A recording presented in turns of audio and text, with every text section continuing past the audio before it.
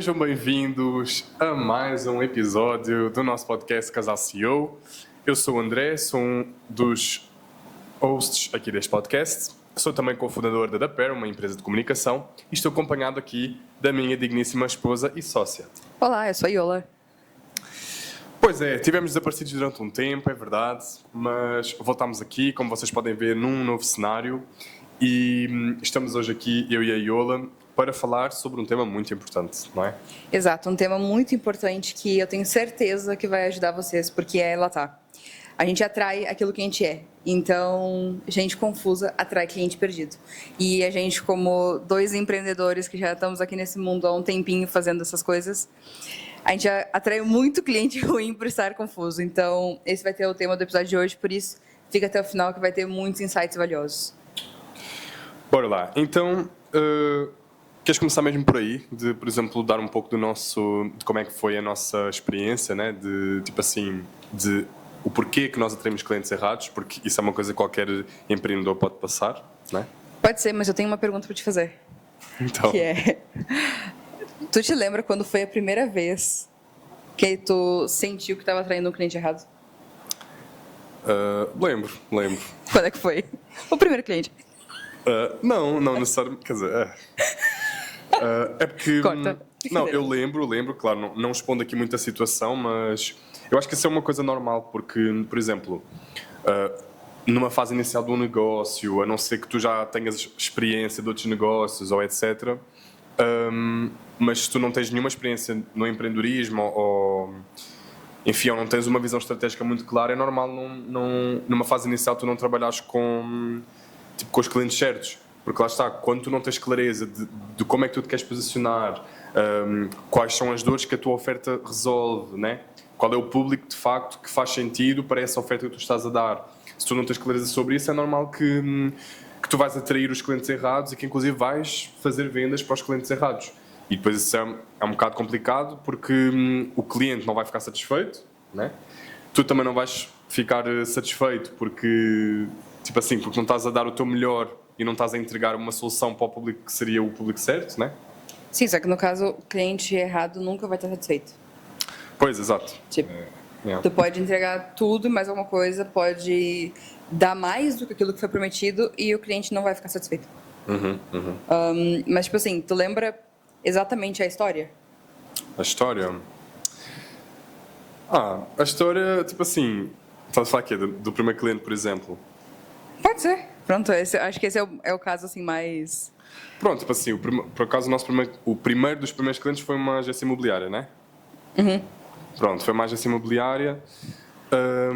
Pronto, na altura, tipo, eu acho que nem nós sabíamos de facto o que é que a gente queria entregar. Nós só sabíamos, tipo assim, nós sabemos fazer posts para as redes sociais, nós sabemos fazer vídeos, sabemos fazer fotos e pronto. Olha, este é o nosso serviço, fazemos isto e isto, pronto. Nós nem tínhamos clareza, tipo assim, do que é que nós queríamos desenvolver com a empresa. Tipo assim, eu acho que a nossa reunião de briefing nem, tipo assim... Acho que nós até fizemos reunião de briefing, mas não foi nada assim muito aprofundado, de conhecer tipo as dores do cliente, enfim. Eu não lembro dessa reunião de briefing ter existido, mas... Eu lembro. Okay. Fui eu que fiz essa reunião, fui lá ao escritório deles e tal, e fiz essa reunião de briefing. Mas o porquê que não correu bem? Justamente porque nós não tínhamos clareza da nossa oferta, daquilo que nós queríamos oferecer e o impacto que queríamos gerar no cliente, né? E porque lá está, tipo, nós nem tínhamos sequer um cliente ideal definido, né? Um ICP, e pronto. E aquela foi uma oportunidade que nós percebemos ali que poderíamos fechar a um cliente. Pronto, de facto fechámos, só que depois o cliente foi de férias para a Disney e esqueceu de pagar. e esqueceu-se de pagar e nós estávamos ali então, olha, nós já trabalhámos e tal, então, e o pagamento?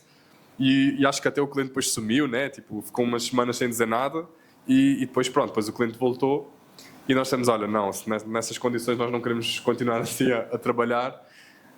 Pronto, e acho que até depois nós cancelámos ali a parceria, não foi? Sim, o nosso primeiro cliente foi o primeiro cliente que a gente demitiu também. Exato. Por isso a gente nunca teve muito problema assim, demitir cliente, só para vocês terem uma noção. Mas, só para dar um pouco de contexto, assim...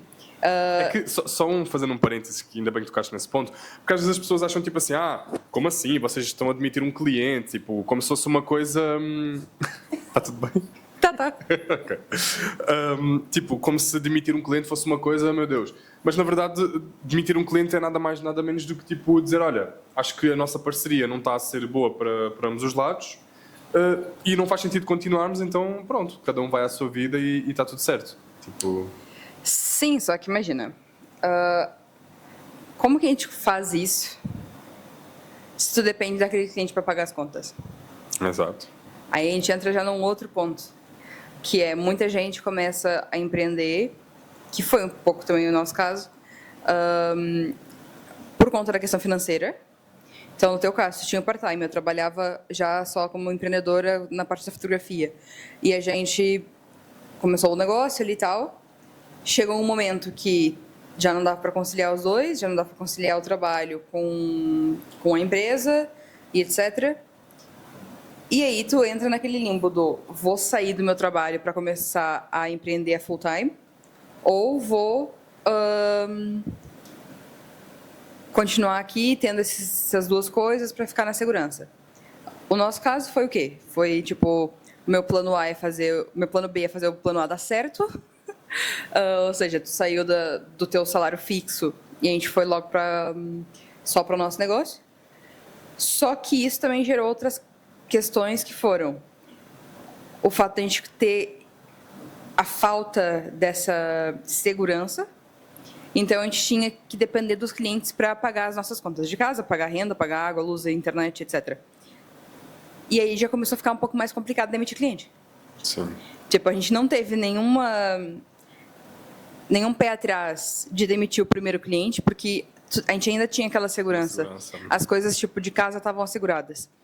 Só que quando a gente precisou efetivamente tipo, do nosso negócio para pagar as contas, aí ficou complicado. Porque a gente precisava, tipo, ok, eu vou demitir esse cliente, mas... Vai e aí? faltar, tipo... Vai faltar. Como que foi para ti começar a gerir essa situação assim e pensar, ok, eu preciso pagar as minhas contas, mas se eu continuar com esse cliente também, ele vai estar ocupando um lugar de um bom cliente. Uhum. Quando que foi essa virada de chave, assim, do tipo, ok, eu preciso mudar isso? Então, primeiro é nós entendermos, porque muito provavelmente essa dor é uma dor também de, se calhar, pessoas até que nos estão a assistir neste momento. E tem aqui alguns pontos. O primeiro é nós termos clareza do cliente ideal que nós queremos trabalhar, porque aí vai reduzir a chance, não vou dizer que vai ser nula, porque não é, né? Mas vai reduzir muito a probabilidade de nós fecharmos, por exemplo, um contrato com um cliente que não é qualificado, digamos assim. Né? Sim. Então, o primeiro ponto é nós termos bem claro quem é o nosso cliente ideal, quais são as suas características, enfim, várias informações que constituem o nosso cliente ideal, que nós, numa fase inicial, não sabíamos nem a importância de definir o ICP. Que é o Tendente, dá para ser cliente. Exatamente, yeah. Então esse é um primeiro ponto. E depois é ter um processo comercial e vendas, uma previsão de vendas mínima. Tipo assim, porque imagina, ok, vou demitir um cliente, mas quando é que então vai entrar um outro cliente para tapar aquele buraco? Não sei. E tipo, nós passámos por isso várias vezes, de tipo, agora não sei o que é que vai acontecer, mas quando nós começamos a desenvolver um processo comercial e começamos a ter alguma previsão de quando é que vão acontecer vendas, aí nós começamos ok, pelas nossas contas, ok, sabemos os nossos números, sabemos, para fechar uma venda, sabemos quantas reuniões é que temos que fazer, para fazer tantas reuniões sabemos quantos contactos é que têm que existir, quantos leads é que têm que existir. Então, quando nós começamos a ter uma recorrência e começamos a perceber este processo de vendas, ajuda-nos depois a fazer esses cálculos de, ok, vamos demitir este cliente ou vai ser este cliente, mas já temos aqui uma previsão, por exemplo, de 2 ou 3 novos que vão entrar. Então, acho que estes são os dois principais pontos. É tu saberes quem é o teu cliente ideal para reduzires a chance de fechar com um cliente que não é certo, ou que não é qualificado, neste caso, e depois então teres um processo de vendas que te dá alguma previsão de resultados. Sim, mas imagina, a gente está abrindo aqui algumas caixinhas, mas eu vou deixar essa reflexão um pouco mais profunda ainda, que é, ok, tem que ter o cliente ideal, tem que ter o ICP, a gente tem que ter confiança suficiente para demitir os clientes e isso, mas é assim, como que eu vou fazer isso se eu não tenho autoconfiança nenhuma, eu não sei quem eu sou, eu não tenho a menor ideia da minha identidade. E aí, como que eu vou atrair pessoas certas, vou atrair esse cliente ideal, esse ICP, se eu próprio não sei nem o que eu sou? Então, imagina, a gente tem muitos empreendedores que começam um negócio e não fazem a menor ideia da própria identidade, começam um negócio porque lá estavam num emprego ruim, que por algum motivo eles não conseguiam ter o plano de carreira ou não conseguia faturar aquilo que queriam, etc. Só que o que é um fato é que a maior parte das empresas quebram. Então, a taxa de mortalidade geral das empresas, tanto em Portugal, quanto no Brasil, quanto nos Estados Unidos, gira em torno dos 80%. Então, a gente aqui... Nos primeiros 5 anos. Pronto, nos primeiros 2 é que são os 40%. Mas isso é para dizer o quê? Que, e tal, porque empreender no Brasil é mais fácil. Ou porque empreender nos Estados Unidos é mais fácil. Empreender não sei aonde é mais fácil. Não é. Porque a gente tem uma taxa de mortalidade das empresas muito parecida. Então, significa que, de um modo geral, em qualquer lugar do mundo, empreender é difícil. E por que que as pessoas desistem? Porque elas não estão preparadas psicologicamente. E aí depois entra aquela questão do, eu vou demitir um cliente. Mas eu vou demitir um cliente, só que como eu não faço a menor ideia de quem eu sou, eu não consigo atrair o meu cliente ideal, e aí eu vou ficar sempre nesse limbo. De tipo assim, atrair um cliente ruim, porque eu ainda não sou essa pessoa que eu preciso ser para atrair o bom cliente, e aí fica nessa roda. Quando que foi que... Porque assim, a gente teve essa virada de chave. A gente percebeu que a gente só estava atraindo cliente ruim, cliente escasso, cliente com problema financeiro, cliente com dificuldade para pagar as contas, porque a gente estava nesse limbo e a gente estava só pensando no nosso dinheiro, em como a gente vai pagar as nossas contas, como que a gente vai resolver as nossas tretas financeiras. E no final das contas, a gente só atraía isso.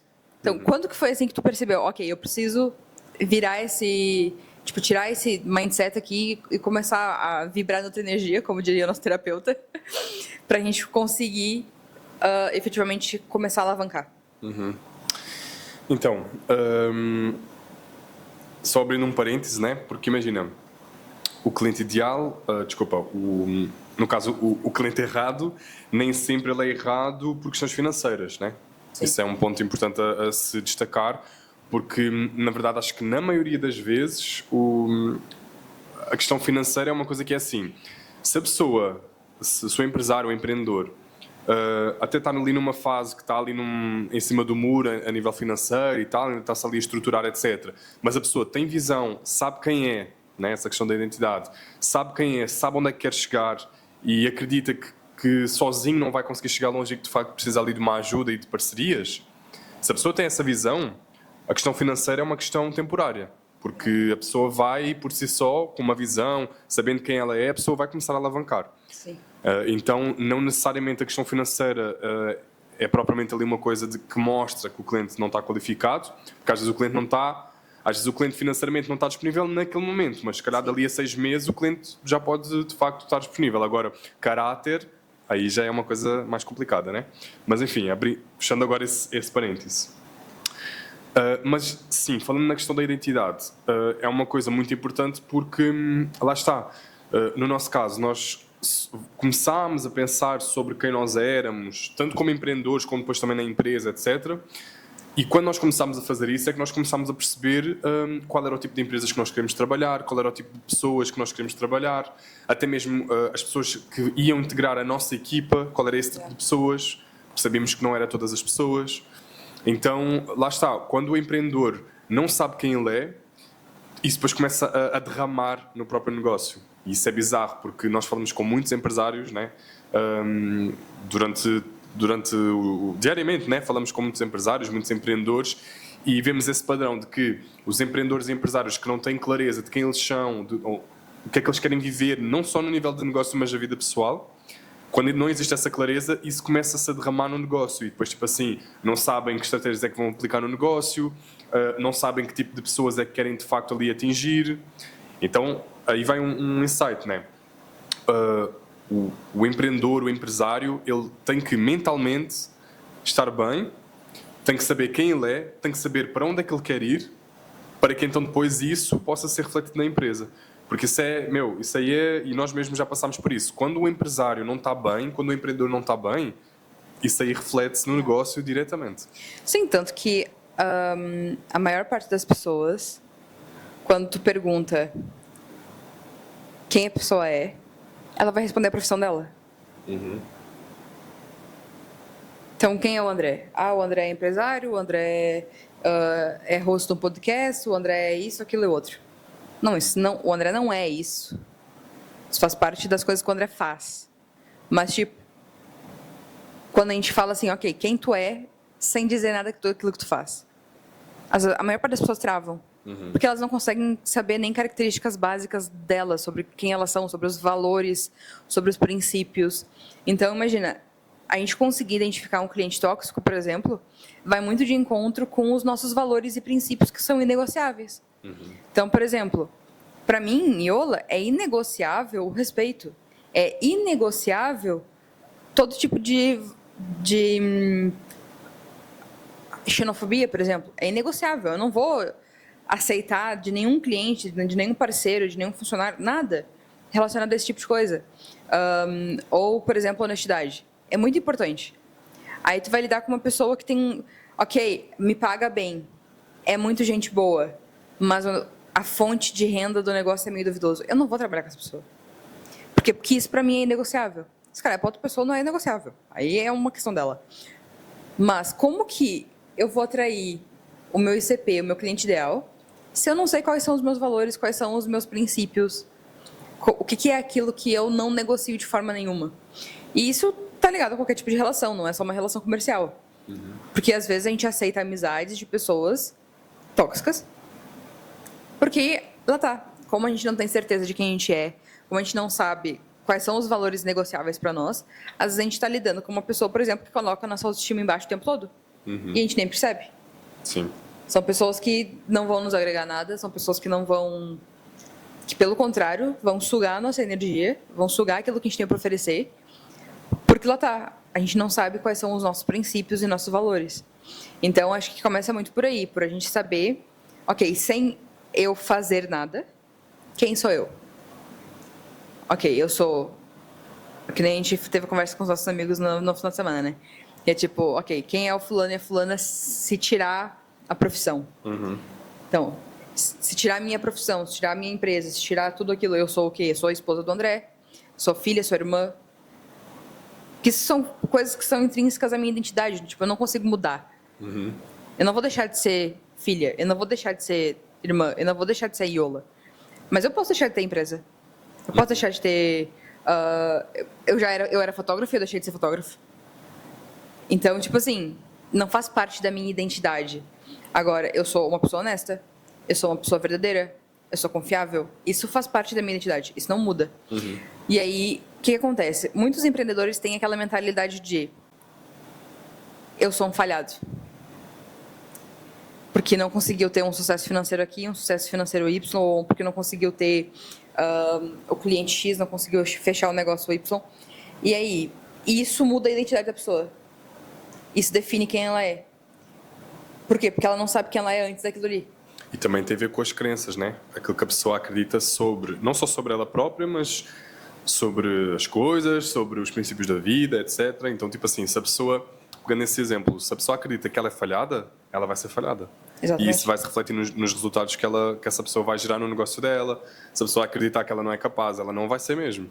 Agora, Exatamente. se a pessoa olhar para ela e entender, ok, estou a passar um desafio, estou a passar uma fase mais complicada, mas eu sei o meu valor, eu sei até onde é que eu consigo chegar, eu sei aquilo que eu quero viver na minha vida, então os desafios vão chegar, normal, mas a pessoa vai conseguir lidar com eles de uma forma diferente. Então, tu diria, por exemplo, que a identidade de uma pessoa muda ou a identidade sempre está lá, ela que descobre? Boa questão.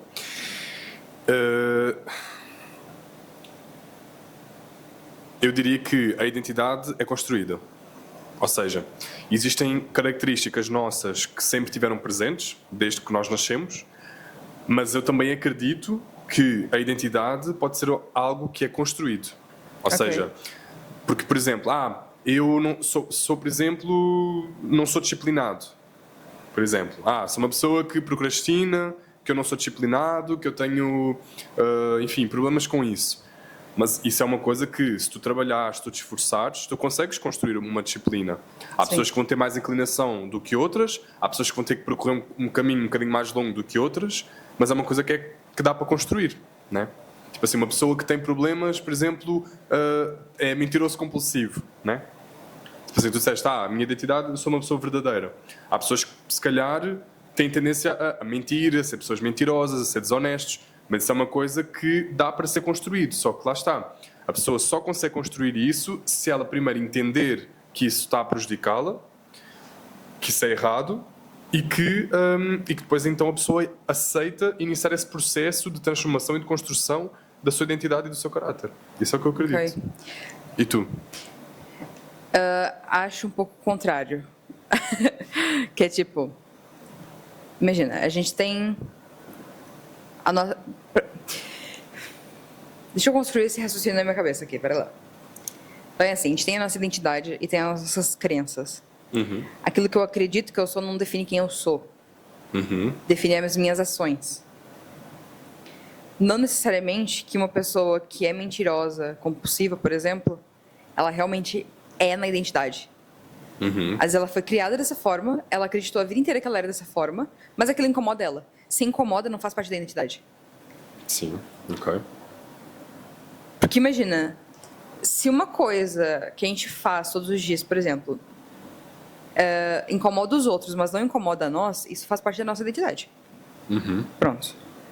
Agora, se tem uma coisinha lá no fundo que diz, eu não gosto disso. Tem alguma coisa mais forte lá dentro dizendo, isso aqui não é verdade, isso não é quem eu sou. Por que eu estou agindo dessa forma? Uhum. Então, o que eu acredito? Que a nossa identidade ela está formada em nós e a gente vai descobrindo ela ao longo da vida. Só que lá tá, a gente descobre ela através das crenças que vão sendo desconstruídas.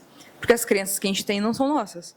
São crenças que colocaram em nós ao longo da nossa infância, ao longo da nossa adolescência. Uhum. Então, tipo assim, os pais, a família, a escola, aquilo ali vai entrando na nossa cabeça e a gente vai construindo as nossas ações baseadas nisso. Mas, no final das contas, quem é a Iola? Quem é o André? Quando nenhuma dessas opiniões importa mais, qual é a decisão que eu vou tomar? Então, imagina, se a pessoa ela acredita que ela é uma falhada, ela vai ser falhada. Ela vai agir para ser uma falhada. Ela não vai ser falhada por isso. Porque o ser falhado é como se fosse uma identidade dela. E eu não acredito que ninguém no mundo tenha na identidade que é falhado. Não faz sentido? Sim. Tipo, ninguém nasce para ser um falhado. Exato. Tipo, aquilo ali tá na cabeça da pessoa, tipo, tá nas crenças que ela tem. Ou os pais falaram, tu nunca cresceu, ou não tiveram os pais, e aí outras pessoas criaram e disseram isso. É um assunto bem complexo, bem profundo. Mas é engraçado porque isso realmente é complexo, só que todas essas questões de identidade, depois elas refletem-se diretamente no negócio. Porque 100%. se o empreendedor, o empresário que está por trás não tem essas questões bem resolvidas, claras, etc., isso vai refletir-se no negócio. Por isso é que eu, pronto, da minha experiência e da experiência também com outros empresários, etc., eu sempre bato na tecla do autoconhecimento, de ser muito importante o empresário, façam terapia. o empreendedor fazer terapia, investir em autoconhecimento. Existem, por exemplo, vários livros. Se uma pessoa quiser começar a dar esses primeiros passos no autoconhecimento, por exemplo, escolher algum livro dentro desse tema já é uma ótima forma de começar, né? E lá está, ires começando a conhecer quem tu és de verdade, quais são as tuas ambições, quais são as tuas crenças, porque depois tudo isso vai se refletir na forma como tu vais gerir a tua empresa, na forma como tu vais, obter resultados, relacionar com os clientes, etc. Sim, e no final das contas, a gente falou várias coisas, né? Falou da identidade, isso, aquilo, mas no fundo a gente precisa descobrir. Sim. Então, se a gente não está atraindo as pessoas certas, se a gente não está conseguindo fechar os melhores contratos, se a nossa empresa está indo para o fundo do poço, a culpa é nossa. Sim. E Quando a gente assume essa responsabilidade e traz para nós a responsabilidade que é nossa, a gente começa a perceber que, ok, eu preciso mudar. Então, se eu preciso mudar, eu preciso encontrar aqui dentro a solução para o problema. E a maior parte das vezes a gente, principalmente agora, né, com conteúdo e é rede social, YouTube, Spotify, tudo, mais alguma coisa, a gente mesmo está aqui produzindo conteúdo. Mas é aquela questão do, a gente procura em tantas ferramentas externas a resposta que já está aqui dentro. Yeah. Então é assim, e tal, porque eu quero saber se o cliente é tóxico. Meu, se tu tá querendo saber se o cliente é tóxico, provavelmente ele é. Ponto número 1. Exato. Ou tu é uma pessoa muito sensível. Também, exato. E aí é uma questão também que a pessoa tem que trabalhar, né? E também é interno. Se qualquer coisinha é um cliente tóxico, qualquer coisinha fica ofendido. É uma coisa que se calhar tens que trabalhar internamente o que é... E aí é aquela coisa, todos os clientes são tóxicos. Exato. Isso aí é muito estranho também, né? Já teve o contrário, que é... já trabalhei com 50 agências e nenhuma delas deu certo. Se calhar o problema... Não são as agências, né? Se calhar Exato. o problema está na empresa, então... Só que lá tá. Muito cliente falha por quê? Muito empreendedor falha porque quer encontrar as respostas nos outros, quer dar responsabilidade para todo mundo e mais alguém daquele que é dele. O teu negócio é teu e ninguém vai fazer por ti. Tipo assim, aquilo que é tua responsabilidade é tu que tem que fazer. Eu acho que uma das coisas da vida adulta que demora para as pessoas entenderem, e eu tô falando, não tô falando de pessoas de 20 e tais, de 30 anos, tô falando de pessoas mais velhas também, do gênero. A responsabilidade de fazer a minha vida dar certo é minha. Não é do Estado, não é do meu patrão, é tua. Não é dos meus pais, não é de ninguém, é minha. Yeah. Mas as crianças, como eu fui criado e não sei o que, e a educação. Ok, cada um, é verdade, tem pessoas que estão um pouco mais à frente porque elas tiveram um privilégio disso ou aquilo, mas essa é a vida de cada um. E se a gente, enquanto empreendedor, quer dar certo, a gente precisa assumir as nossas responsabilidades. E encontrar a nossa própria identidade também faz parte das nossas responsabilidades. Porque se a gente não sabe quem a gente não vai conseguir contratar a pessoa certa, a gente não vai conseguir se conectar com o cliente certo, a gente não vai conseguir fazer nada que realmente dê resultado, porque o nosso problema está em nós. E isso gera problema de autoconfiança, gera problema de... Enfim, várias coisas. Sim, sim. Só que no fundo é aquela coisa. Eu preciso olhar para dentro e resolver os meus problemas. Resolver as minhas tretas. Porque ninguém vai resolver por mim. Exatamente. É isso mesmo. E o que eu vou te perguntar? Se tu hoje tivesse que dar um conselho pro André de 20 anos, o que tu diria? Ui, tantos. Semana que vem tu vai fazer 24. Pois é. Quase 30 já. Não é nada quase 30.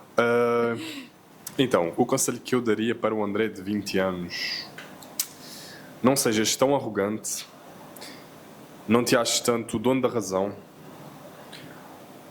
olha para dentro, admite as tuas falhas e procura pessoas que estão melhor do que tu para tu conseguires aprender com essas pessoas. Acho que esse seria, tipo assim, o principal que eu diria para o André de 20 anos seria isso. Nossa, isso que tu falou agora de não ser arrogante e procurar as pessoas que estão melhores que a gente, não tem exposição maior do que tu se colocar na mesa com várias pessoas que estão muito melhores do que tu e tu olhar para elas e tu se sentir, tipo assim, eu preciso melhorar muito.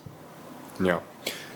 E eu antes tinha tipo um pouco aversão a esse tipo de ambientes, porque, por exemplo, eu meio que fui acostumado a estar sempre, tipo, ser sempre o melhor da mesa, né? Só que eu achava aquilo o máximo. Eu achava que aquilo... A síndrome da estrela. Eu nasci para brilhar. Não, mas eu achava, tipo assim, por exemplo, no meu grupo na escola, na faculdade, aquilo que fosse, tipo, eu sempre era a pessoa assim, mais extrovertido e eu gostava sempre de ser assim, aquele que, né? Ali o rei do pedaço. E eu cresci a pensar... Era o príncipe de Bel-Air. E eu cresci a pensar que, tipo, que isso era uma cena fixe e tal. E depois eu percebi que não. Eu percebi que ser o melhor da mesa é a pior coisa que podes fazer, porque quando tu és o melhor da mesa, tu estás num lugar em que tu não vais crescer mais. Ser o melhor da mesa, tipo, eu achava que aquilo era uma coisa top. Só que isso é mau porque, primeiro, tu estás numa posição em que tu não vais crescer mais, né? Porque tu estás num grupo em que se tu já és o melhor, então estás numa posição confortável e que tu não precisas de crescer mais. E depois, pior do que isso, é que tu tens um monte de coisas para resolver, tens um monte de problemas que tu tens, enfim, coisas que tu tens que ajustar, etc. Mas por estás naquela posição, tu achas que não precisas de resolver nada, que está tudo bem, né? Sim, porque no fundo, tu vê no outro um espelho, né? Tipo, quando tu olha numa pessoa e tu vê coisas que te incomoda nela, por exemplo, muito provavelmente tem coisas em ti que refletem aquela situação, né? E, tipo assim, tu fica exposto a uma realidade diferente da tua. E tu pensa assim, se eu continuar como eu estou, eu não vou conseguir isso. Só que quando tu é o melhor da mesa, pior do que tu não avançar é tu ser puxado para trás. Porque no final das contas, o mundo está acontecendo. Né? O custo de vida está aumentando. Uma empresa abre, outra empresa fecha. Enfim, várias coisas estão acontecendo, o mundo está em movimento. Só que quando tu tá parado, tudo continua em movimento, menos tu. Ou seja, tu não tá só estagnado, tu tá voltando para trás. Então tu tá dando passos atrás. E aí, tu fica naquela ilusão de ser incrível, porque no fundo é muito bom tu ser o empresário no meio de um monte de gente desempregada. Ou de um monte de gente que ganha um salário mínimo. É muito legal. Ah, o André é incrível. Ah, o André tem uma empresa. Ah, eu sou amigo do empresário. Mas no final das contas, o que vai agregar? Tu sabe, quando a gente começou a empreender, logo depois que a gente casou, a gente tinha amigos que eram autênticas amebas para o nosso ecossistema.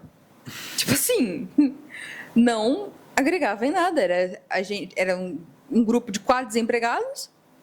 Tipo, a gente ali tentando resolver a nossa vida, a gente trabalhava bué, não sei o quê. Então, vamos sair. Terça-feira, às 10 da noite, bate lá em casa. Vamos ali dar uma volta. Não, eu não vou dar uma volta, eu tenho que acordar cedo amanhã. E acho que também essa questão aí, pronto, né? Depois isso vai muito daquilo que as pessoas querem viver, mas se calhar para eles aquilo era certo, era tranquilo. Sim. Porque tem a ver também com aquilo que eles queriam viver na vida deles. E se calhar naquela fase, para eles, aquela vida estava ok. Tipo, era bom, tipo, para eles estava tranquilo. E para nós não, porque nós já sabíamos onde é que nós queríamos chegar, né? Tipo assim, não tínhamos ali clareza, se calhar, como temos hoje, mas uma coisa nós sabíamos, que é, eu não quero viver essa vida, tipo, eu não quero viver para trabalhar para alguém, eu quero ter o meu próprio negócio, eu quero impactar pessoas, eu quero ajudar famílias, enfim. Então, isso era aquilo que nós queríamos naquela altura, né? E que temos vindo a desenvolver até hoje. Então é essa questão de, tipo assim, escolhes muito bem o grupo também de pessoas que tu estás, além dessa questão de ser o melhor da mesa ou não, mas é também muito importante tu saberes qual é o grupo de pessoas que tu queres estar, porque isso vai te influenciar. Mesmo que tu digas, não, eu não sou influenciável, eu é que influencio, não sei o quê. Sim, influenciável. Se tu estás num grupo de pessoas que não está a caminhar para o lugar que tu queres, isso vai te influenciar. É aquela cena, uma regra, não sei exatamente de onde é que este conceito surgiu, depois até podemos pesquisar sobre isso, mas é uma cena que diz que nós somos a média das 5 pessoas mais próximas de nós. E essas 5 pessoas, se não estiverem no lugar que nós queremos estar, elas vão nos influenciar, para o bem ou para o mal, não é? Eu desconfio que é um estudo da Harvard Business School. Não tenho certeza, mas pronto. Depois podemos ver. Mas saiu um outro estudo também que revela que 25% do nosso capital financeiro está diretamente ligado às pessoas mais próximas de nós. Exato. Ou seja, se a gente está endividado, são as pessoas mais próximas. Se a gente está bem financeiramente, são as pessoas mais próximas. Porque lá está, o nosso ecossistema faz ou a gente subir ou a gente descer. Ponto. E se a gente quer olhar para dentro, quer olhar para a nossa identidade, não faz sentido a gente estar andando com pessoas que não queiram fazer o mesmo. Não faz sentido a gente estar com pessoas que estão o tempo inteiro afirmando que a gente é incrível, porque a gente não é. Tipo, a gente precisa melhorar o tempo inteiro. A gente pode ter 90 anos, 100 anos, e vai continuar tendo que melhorar sim, porque no fundo essa é a vida, a gente não é perfeito. Só que, pronto, no final das contas, o nosso ego, ele nos mata. Porque a gente olha e pensa assim, não, eu tenho uma identidade ok, tipo, tá tudo resolvido aqui dentro. Mas eu não faço a menor ideia do meu propósito, eu não faço a menor ideia de quem eu sou se tirar o que eu faço, eu não faço a menor ideia de quais são as pessoas que eu quero ter por perto, porque no fundo, eu só preciso de pessoas que estejam afirmando que eu sou incrível. E Isso é uma ilusão, né? exatamente. Então... É uma ilusão. E agora também tenho uma pergunta para te fazer, né? E já passando aí do final. No teu caso, que conselho é que tu darias para a Iola antes de... Ou seja, lá no início, quando nós começámos a dar pé, que conselho é que tu darias para a Iola? O conselho que eu daria para a Iola que começou a DPER. Isso foi em 2022. Né? A gente está em 2025. Sejam constantes. Porque nesse meio tempo a gente já tentou muita coisa, o desespero fez a gente fazer várias tentativas diferentes, a gente mirou para muitos lados, mas no fundo tudo que a gente precisava fazer era focar. Era fofocar? Não focar. Não, focar não. Isso não fofoquem. Era focar, sim. Mas tipo, a gente precisava mesmo focar. E outro conselho, não ande com esses falhados. Tipo, essa galera só tá te levando pra baixo. E tipo, pro ego é bom. A gente gosta de sentir que a gente é incrível. Mas a gente não é incrível. E se expor a grupos que mostrem isso é essencial. Por isso, se tivesse 2 conselhos, era: seja constante e muda o ambiente. Ontem. Boa, muito bom. Então, é isso, né? Chegamos ao final do nosso episódio. Por hoje é isso. Depois Hoje aqui com os hosts. 3 meses oficializando a 2ª temporada do Casal CEO. Digam aqui nos comentários o que vocês acharam desse episódio. Deem ideias de temas e isso. Porque mais do que a gente está aqui falando e etc., é a gente conseguir agregar valor para o vosso negócio, para a vossa vida e fazer vocês pensarem. Porque hoje em dia é tanto curso, é tanta coisa acontecendo, tanta mentoria, mas no final das contas, tudo que a gente precisa fazer é pensar. E esse é um dos nossos objetivos aqui com esse canal, é ensinar vocês a pensarem. Então, deixem aqui nos comentários aquilo que vocês querem da nossa parte e não esqueçam de subscrever esse canal. É isso, pessoal. Vemos no próximo episódio.